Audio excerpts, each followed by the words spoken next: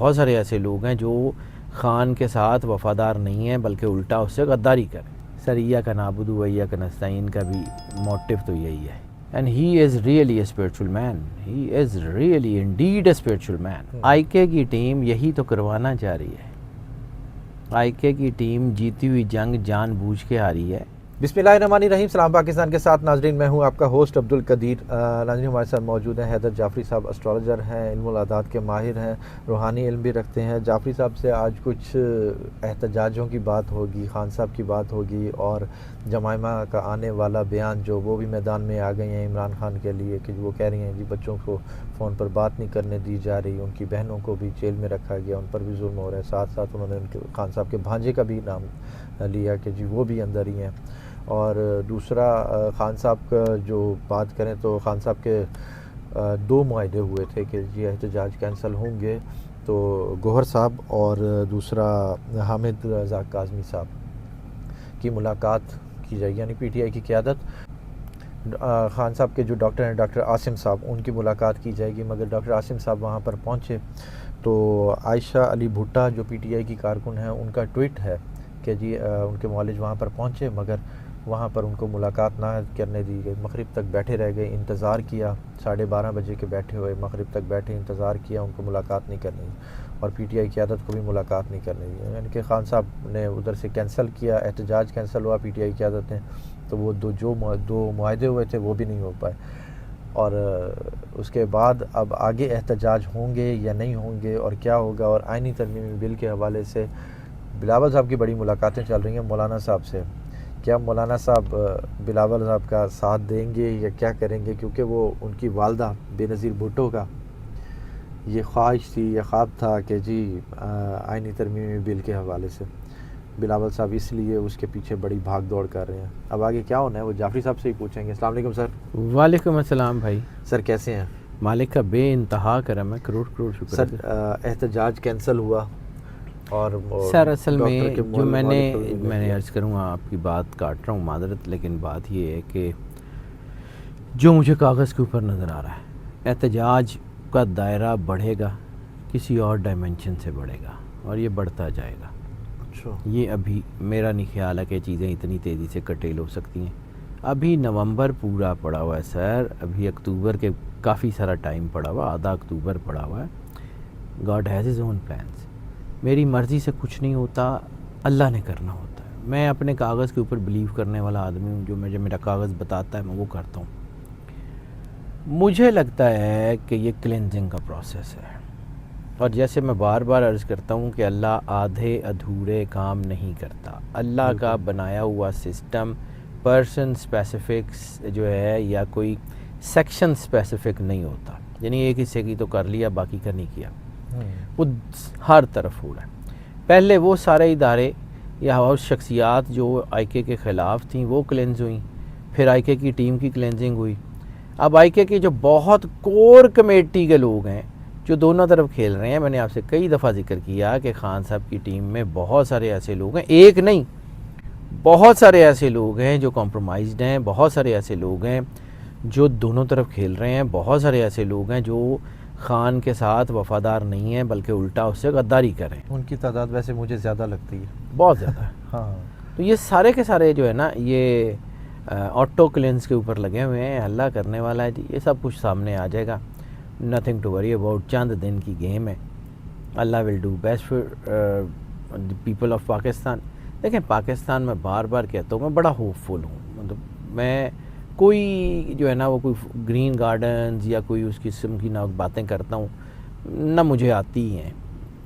مجھے لگتا ہے کہ یہ چیزیں جو ہے نا اتنی تیزی سے سیٹل نہیں ہوں گی. مجھے آج بھی لگتا ہے کہ آئی کے از کمنگ. مجھے آج بھی لگتا ہے کہ شاید یہ ترمیمی جو ہے نا یہ ترمیم یا کوئی ترمیمی ایکٹ یا کچھ یہ ہو نہ پائے.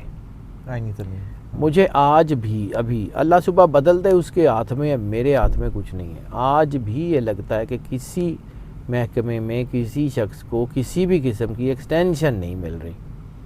مجھے یہ لگ رہا ہے آگے اللہ نے کرنا ہے، وہ میرے ہاتھ میں نہیں ہے. پلان اس کا ہے، کرنا اس نے ہے. میرا کام تو صرف اور صرف بتانا ہے، اس کے علاوہ اور کچھ بھی نہیں. ہمارے ہاتھ میں کیا ہوتا ہے؟ کچھ بھی نہیں.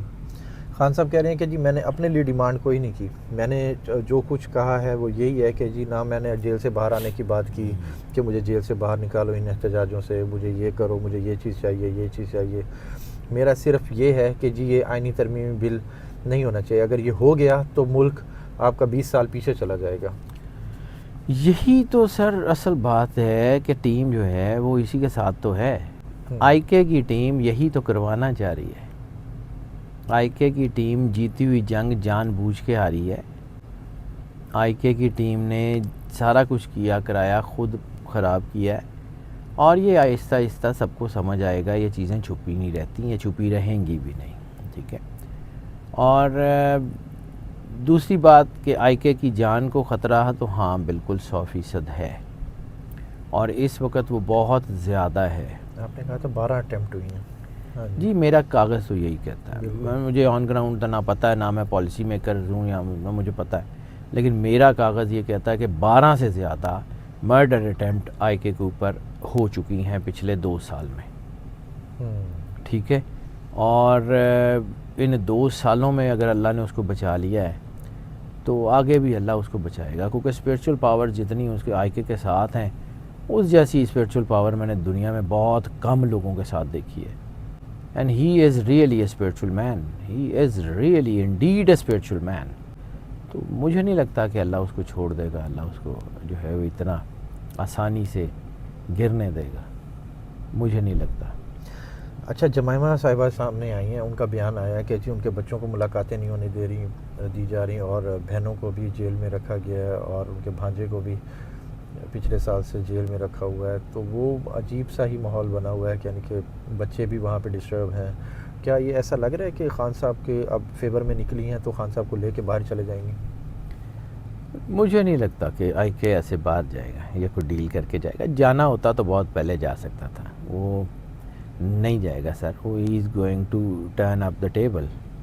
اللہ نے اسے کام لینا ہے، اور اللہ نے، میں بار بار عرض کرتا ہوں کہ اللہ نے جس سے کام لینا ہوتا ہے نا، اللہ اس کے لیے حالات خود بخود بناتا ہے.